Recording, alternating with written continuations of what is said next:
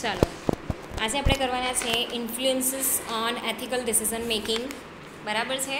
હવે જે પેલું તમને મોડલ શીખવાડેલું મેં કોલ્સબર્ગનું, બરાબર, 6 સ્ટેપવાળું, ઓકે, એના પછી આપણે એની લિમિટેશન્સ કરી અને એની અંદર આપણે અલગ અલગ 6 થિયરી પણ જોઈ. બરાબર છે. તો આ બધી જ વસ્તુઓ જે એથિકલ ડિસિઝન મેકિંગ કરવાનું છે એમાં કેવી રીતે એને ઇન્ફ્લુઅન્સ કરે છે એ આપણે જોવાના છે. તો જે બિઝનેસ એથિક્સ છે, બરાબર, એ પ્રમાણે આપણે અહીંયા શું કરવું પડે, ડિસિઝન લેવું પડે. તો business ethics comprises principles and standards that guide individual and work group behavior in the world of business. તો જે બિઝનેસ એથિક્સ છે, બરાબર છે, એ શાના બનેલા છે કે ભાઈ અહીંયા કેટલાક પ્રિન્સિપલ્સ છે, કેટલાક સ્ટાન્ડર્ડ્સ છે, બરાબર છે, કે ઇન્ડિવિજ્યુઅલ છે એણે પોતાના વર્ક પ્લેસની ઉપર કેવી રીતે કામ કરવાનું છે, કેવી રીતે બિહેવિયર કરવાનું છે, બરાબર, એક બિઝનેસની અંદર એને કેવી રીતે બિહેવિયર કરવાનું છે એના માટેના એક ફિક્સ સ્ટાન્ડર્ડ્સ છે, પ્રિન્સિપલ્સ છે, નોર્મ્સ છે, બરાબર છે, રેગ્યુલેશન્સ છે કેટલાક. તો અહીંયા જેટલા બી સ્ટાફ હોલ્ડર્સ છે, બરાબર છે, એ અહીંયા શું નક્કી કરે છે કે this conventions stakeholders determine this conventions and they may change over time. તો જેટલા બી સ્ટાફ હોલ્ડર્સ છે, બરાબર છે, એક્સટર્નલ કે ઇન્ટરનલ, એ ત્યાંના એમ્પ્લોય હોય, વર્કર્સ હોય કે જે પણ હોય એ, બરાબર છે, એની અંદર કેવું છે કે આ બધા જે આખો બિઝનેસ એન્વાયરમેન્ટ છે એની અંદર ટાઈમ જતાં ચેન્જ આવ્યા કરે છે, બરાબર. The most basic of this standards have been codified as law and regulations. તો આ જે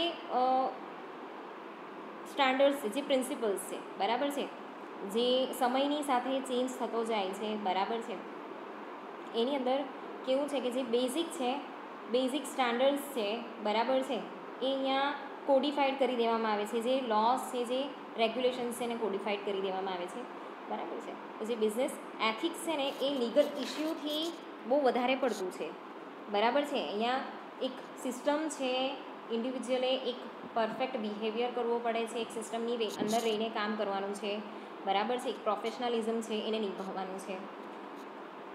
એમાં હવે આગળ જોઈએ તો because individuals and groups within a company may not have embrace the same set of values.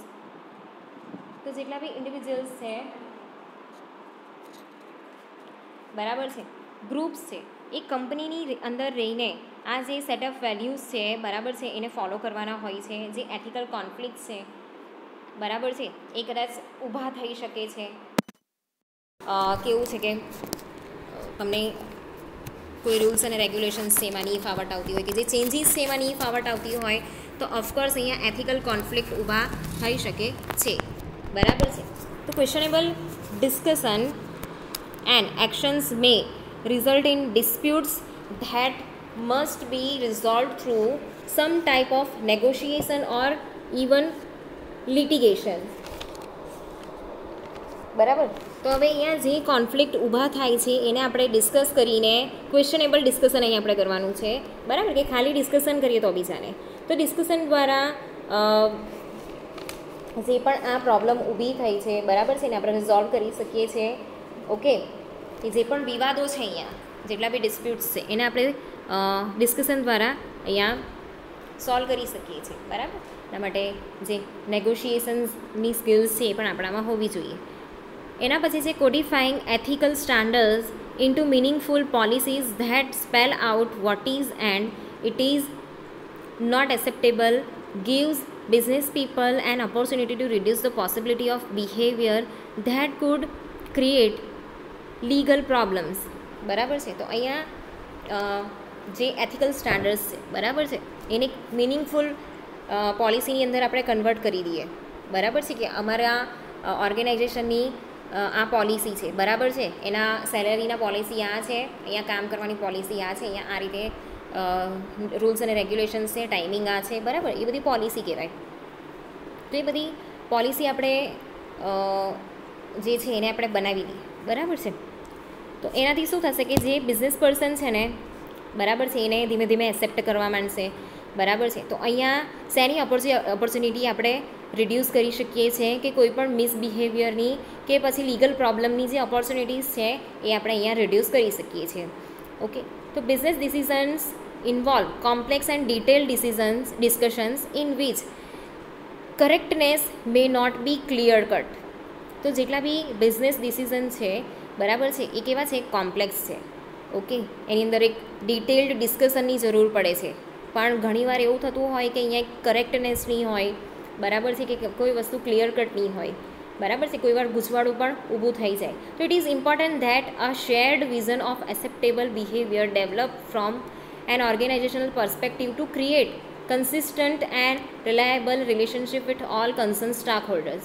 તો અહીંયા છે ને એક એવું એન્વાયરમેન્ટ ઊભું કરવું બહુ જરૂરી છે કે જેની અંદર જે બિઝનેસ બિહેવિયર છે બરાબર છે એ એક ઓર્ગેનાઇઝેશનના જે ગોલ્સ છે બરાબર, એ લોકોનો જે દૃષ્ટિકોણ છે, ઓર્ગેનાઇઝેશનલના જે પર્સપેક્ટિવ છે એ પ્રમાણે અહીંયા એક આખું એટમોસ્ફિયર ક્રિએટ કરવામાં આવે, આખું એન્વાયરમેન્ટ અહીંયા ડેવલપ કરવામાં આવે, બરાબર છે. તો જેટલા બી અહીંયા સ્ટાક હોલ્ડર્સ છે એ બધાની સાથે એક આપણે એક કન્સિસ્ટન્ટ અને એક સાચું રિલેશનશિપ જે છે અહીંયા ઊભું કરી શકીએ છીએ, બરાબર છે. જેથી કરીને એ લોકો શું કરે છે કે એ આપણું જે એન્વાયરમેન્ટ છે એની અંદર એ લોકો એડજસ્ટ થઈ જાય છે, બરાબર છે. જેના લીધે શું થાય છે કે એ લોકો કોન્ફ્લિક્ટ ઓછો ઊભો કરે છે, બરાબર છે, કે એ લોકોને જે કમ્ફર્ટેબલ થઈ ગયું છે એમાં ઓફકોર્સ કોન્ફ્લિક્ટ ઊભો થવાનો નથી, બરાબર છે. ને જે એડજસ્ટ નથી થઈ શકતું એ લોકો ઓર્ગેનાઇઝેશન છોડી પણ શકે છે, બરાબર છે. તો understanding the ethical decision making process can help individuals and business design strategies to prevent misconduct.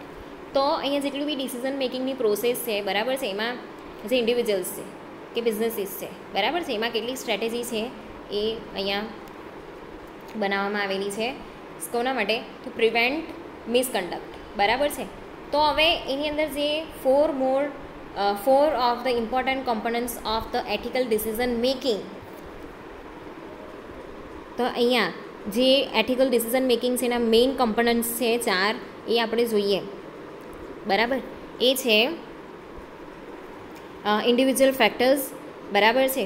તો ઇન્ડિવિજ્યુઅલ ફેક્ટર્સની અંદર શું આવશે, તો કોઈ કંપની છે બરાબર છે, એમાં બહુ બધા એમ્પ્લોય કામ કરતા હોય, ગ્રુપની અંદર બધા કામ કરતા હોય, બરાબર, પોતાના ગ્રુપના ગોલ્સ હોય એ લોકોની પાસે, બરાબર છે. એના પછી સેકન્ડ છે કે ઓર્ગેનાઇઝેશનલ રિલેશનશિપ, ત્રીજું છે ઓપોર્ચ્યુનિટી અને ચોથું છે ઇશ્યુ ઇન્ટેન્સિટી. તો એમાં પહેલું આપણે જોઈશું ઇન્ડિવિજ્યુઅલ ફેક્ટર. તો માની લો કે કોઈ એક ગ્રુપ છે બરાબર છે, એ ગ્રુપની અંદર એક કોઈ સિગ્નિફિકન્ટ ઇન્ડિવિજ્યુઅલને આપણે અહીંયા કન્સિડર કરવાનું છે. તો significant individual factors that affect the ethical decision making process include personal and moral philosophy, stage of moral development, motivation and other personal factors such as gender, age and experience. તો એક individual ફેક્ટર્સની અંદર અહીંયા આપણે શું consider કરવાનું છે કે individual factors કોને અફેક્ટ કરે છે, એથિકલ ડિસિઝન મેકિંગ જે પ્રોસેસ છે બરાબર છે એની અંદર એ અફેક્ટ કરે છે. કેવી રીતે, કેમ કે એક ઇન્ડિવિજ્યુઅલ હોય ને એની એક પર્સનલ મોરલ ફિલોસોફી હોય, બરાબર છે, એનું મોરલ ડેવલપમેન્ટ જે થયું છે એની અંદર બહુ બધા ફેક્ટર્સ જે છે એ અહીંયા કામ કરતા હોય, જે આપણે પહેલાં સ્ટેજની અંદર જોયા, બરાબર, 6 સ્ટેજની અંદર. તો એ મોરલ ડેવલપમેન્ટ કેવી રીતે થયું છે બરાબર છે એ અહીંયા ઇફેક્ટ કરે છે. મોટિવેશન અહીંયા ઇફેક્ટ કરે છે, બરાબર. બધાનો જે સ્વભાવ છે એ સરખો નથી હોતો, જે એટમોસ્ફિયરમાં એ લોકો રહીને આવેલા છે એ બધા સરખા નથી હોતા. અહીંયા બીજી વસ્તુ છે કે પર્સનલ ફેક્ટર્સની અંદર જે એ લોકોનું જેન્ડર છે બરાબર છે, એ જેન્ડર પણ અહીંયા ઇફેક્ટ કરતું હોય છે, એજ અને એક્સપિરિયન્સ પણ અહીંયા ઇફેક્ટ કરતી હોય છે, બરાબર. હવે જે જેન્ડર છે, માની લો કે લાસ્ટ લેક્ચરમાં તમને કરાવેલો હતો બરાબર, જે લિમિટેશન્સ હતી તો એ જે સ્ટેજ છે સ્ટેજ 3ની અંદર બરાબર છે, ગુડ બોય અને નાઇસ ગર્લવાળી જે ઇફેક્ટ આપણે ઊભી કરવા માંગીએ છીએ. તો આ જે આખી થિયોરી છે ને એ જેન્ડર બેઝડ જ છે, બરાબર. એમાં કેવું છે કે જે મેન છે ને એની મોરાલિટી આના પર બેઝ કરતી હોય, તો લો અને જસ્ટિસ પર, જ્યારે જે વિમન છે બરાબર એ કમ્પેશન અને કેર એના પર વધારે ભાર આપતી હોય છે, બરાબર. તો એ પ્રમાણે આપણા જે મોરલ્સ છે, જે મોરલ ફિલોસોફી છે એ પણ એ રીતે ઘડાયેલી હોય. પછી એજ, તો બહુ યંગ એજના હોય, મોડર્ન વિચારોવાળા હોય, બરાબર છે. એ લોકોની ફિલોસોફી અલગ હોય, એ લોકો બધી વસ્તુ બહુ જલ્દી એક્સેપ્ટ કરી લેતા હોય, બરાબર છે. જ્યારે જે ઉંમરવાળા લોકો છે, બરાબર છે, એ લોકો એવું વિચારે કે મને તો બહુ એક્સપિરિયન્સ છે, હું આમ કરી લેવા તેમ કરી લેવા, બરાબર. તો એ પ્રમાણે એ લોકોની મોરલ ફિલોસોફી અલગ કામ કરતી હોય. તો જે મોરલ ફિલોસોફીઝ છે, બરાબર, તો moral philosophies are the principle or rules that individuals applying in deciding what is right or wrong, બરાબર છે. તો અહીંયા જેટલા બી મોરલ ફિલોસોફીઝ છે, બરાબર, એની અંદર જે પ્રિન્સિપલ્સ કે જે રૂલ્સ છે એ ઇન્ડિવિજ્યુઅલે જાતે ડિસાઇડ કરવાના છે કે સાચું શું છે અને ખોટું શું છે, બરાબર છે. તો અહીંયા હવે ઇન્ડિવિજ્યુઅલ ફેક્ટર્સ જે છે એ કયા કયા છે, તો એમાં છે ડેમોગ્રાફિક્સ, એની અંદર જેન્ડર, એજ, જોગ્રાફી એ બધાને કન્સિડર કરવામાં આવે છે. પછી moral philosophy and values, stages of moral development, motivation, experience and achievement, goals long term કે શોર્ટ ટર્મના પણ હોઈ શકે, personality and professionalism, external factors, knowledge and education, બરાબર છે. તો આ બધા ઇન્ડિવિજ્યુઅલ ફેક્ટર્સ જે છે અહીંયા જે છે એ ડિસિઝન મેકિંગમાં અસર કરતા હોય છે, બરાબર છે. તો એમાં હવે આપણે આગળ લઈએ કે most moral philosophies can be classified as consequentialism, ethical formalism or justice, બરાબર છે. તો જે જેટલી બી મોરલ ફિલોસોફીઝ છે એને કેવી રીતે ક્લાસિફાઈ કરવામાં આવે છે, તો કોન્સિક્વન્શિયલિઝમ એનું પરિણામ શું આવશે, બરાબર છે. એથિકલ ફોર્માલિઝમ, એથિકલ ની અંદર જેટલા બી એથિક્સ એની અંદર ફિટ બેસે છે કે નહીં, કે પછી જસ્ટિસ, એવી રીતે અહીંયા એને કન્સિડર કરવામાં આવે છે, બરાબર છે. તો હવે આ કોન્સિક્વન્શિયલિસ્ટ ફિલોસોફીઝ છે, બરાબર છે, એ શું કન્સિડર કરે છે, તો consider a decision to be right or acceptable if it accomplishes a desired result such as pleasure, knowledge, career growth and realization of self-interest and utility. તો આ જે કન્સિક્વન્શિયલિસ્ટ ફિલોસોફીઝ છે, બરાબર, એની અંદર શું કન્સિડર કરવામાં આવે છે, તો એવા ડિસિઝન સાચા છે કે જે તમારી જે ડિઝાયર્સ છે, બરાબર છે, એ કમ્પ્લીટ કરતા હોય, બરાબર. તમારું નોલેજ, તમારો ગ્રોથ, તમારું ડેવલપમેન્ટ, બરાબર છે, તમારું સેલ્ફ ઇન્ટરેસ્ટ કયો છે એ, યુટિલિટી કેવી રીતે કરાય એ, બરાબર છે. એની અંદર આગળ છે કે જે consequentialism may be further classified as egoism and utilitarianism, બરાબર. ઓફકોર્સ અહીંયા કેવું છે કે આપણે સેલ્ફ સેન્ટર થઈ ગયે છે, બરાબર છે, અને યુટિલિટેરિયનિઝમનો પણ નિયમ છે what is right and what is wrong, okay. તો આપણા માટે જે સારું હશે ને એને આપણે અહીંયા ચૂઝ કરવાની ટ્રાય કરશું એઝ અ ઇન્ડિવિજ્યુઅલ, બરાબર. એથિકલ ફોર્માલિઝમ તો એ શાના પર ફોકસ કરે છે, it focuses on the rights of individuals and on the intentions associated with a particular behavior rather than on its consequences. તો જે એથિકલ ફોર્માલિઝમ છે, બરાબર, એ ઇન્ડિવિજ્યુઅલ માટે એના ઇન્ડિવિજ્યુઅલના જે રાઇટ્સ છે એના પર ફોકસ કરે છે, બરાબર છે, કે પછી જે ઇન્ટેન્શન્સ છે, બરાબર, એક પર્ટિક્યુલર બિહેવિયર ની સાથે રિલેટ કરતા જે ઇન્ટેન્શન્સ છે, બરાબર છે, એના પર એ ડિપેન્ડ કરે છે. એના પછી છે જસ્ટિસ થિયરી. તો જસ્ટિસ થિયરી કોને રિલેટ કરે છે, to evolutions of fairness or the disposition to deal with perceived injustice of other. તો અહીંયા કેવું છે કે અહીંયા જે ફેરનેસ છે એનું ઇવેલ્યુશન કરવામાં આવે છે, બરાબર છે, એની ખાતરી કરવામાં આવે છે કે ખરેખર એની સાથે જસ્ટિસ થયો છે કે નથી થયો. જો એની સાથે ઇનજસ્ટિસ થયો છે, બરાબર છે, તો એને કેવી રીતે રિઝોલ્વ કરવું, ઓકે. તો કોલબર્ગ્સ જે છે, Kohlberg's propose that people progress through 6 stages in their cognitive moral development. McClelland identify 3 different social needs that are motivate an individual in an ethical decision making situation, બરાબર છે. તો હવે કોલબર્ગ્સનું તો આપણે જોઈ લીધું, બરાબર છે. હવે આ જે છે મેકક્લેલેન્ડ ની જે થિયોરી છે એ પ્રમાણે, તો need for power, need for affiliation અને નીડ ફોર અચીવમેન્ટ, બરાબર છે. તો એમાં શું છે, in addition two above factor unique characters of the individual making the decision. તો અહીંયા કઈ વસ્તુ એક ઇન્ડિવિજ્યુઅલની કઈ વસ્તુ અહીંયા જે છે એ અસર કરે છે. તો in addition to above factors, જે ઉપરના 3 ફેક્ટર છે, need of power, need of affiliation ને નીડ ઓફ અચીવમેન્ટ, બરાબર છે, એમાં જે ઇન્ડિવિજ્યુઅલ કેવી રીતે ડિસિઝન મેકિંગ કરશે, તો એ પોતાના એજ વાઇઝ, પોતાના એક્સપિરિયન્સ વાઇઝ, એ કેવા સોશિયલાઇઝ એન્વાયરમેન્ટમાંથી આવ્યો છે એ પ્રમાણે અહીંયા ડિસિઝન એ લેશે, બરાબર, કેમ કે એના વિચારો જ પહેલેથી એ છે. Also has influence on ethical decision making. Person with good amount of experience usually does not involve into unethical decision, whereas it is very common that young and fresh graduate due to lack of experience and age factor involve into unethical decision.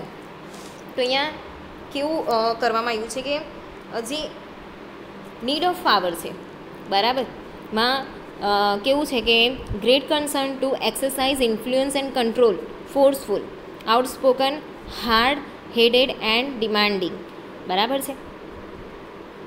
પછી need of અફિલિએશનમાં શું છે, derive pleasure from being loved and avoid the pain of rejection, enjoy sense of intimacy and understanding. અને અચીવમેન્ટમાં intense desire for success and fear of failure, take difficult goals and take a realistic approach to risk. એને 3 ભાગમાં આ રીતે વેચ્યા છે. એ પ્રમાણે અહીંયા જે વ્યક્તિ વધારે એક્સપિરિયન્સવાળી હશે, ઉંમરવાળી હશે, બરાબર છે, તો એ છે ને કેવું છે કે જે એથિકલ ડિસિઝન છે એની અંદર વધારે ઇન્વોલ્વ થશે. પણ જે યંગ અને ફ્રેશ હશે, બરાબર છે, તો જે ફ્રેશર્સ છે એ લોકોમાં લેક ઓફ એક્સપિરિયન્સના લીધે એ લોકો વિચાર નથી કરી શકતા કે કયા ફેક્ટર્સ અહીંયા વધારે ઇન્વોલ્વ થાય છે, બરાબર છે, એટલે એ લોકો શું કરશે કે અનએથિકલ ડિસિઝન લઈ લેશે, બરાબર છે, એ લોકોને ખબર નથી પડતી. એના પછી છે to the certain extent gender also play role in decision making. તો જે જેન્ડર છે એ પણ અહીંયા મેટર કરે છે, બરાબર છે. તો જે ફિમેલ છે કે વુમન મેનેજર છે, બરાબર છે, are more ethical than male managers. એ લોકો એથિક્સને ફોલો કરવામાં વધારે માને છે મેલ મેનેજર્સ કરતાં.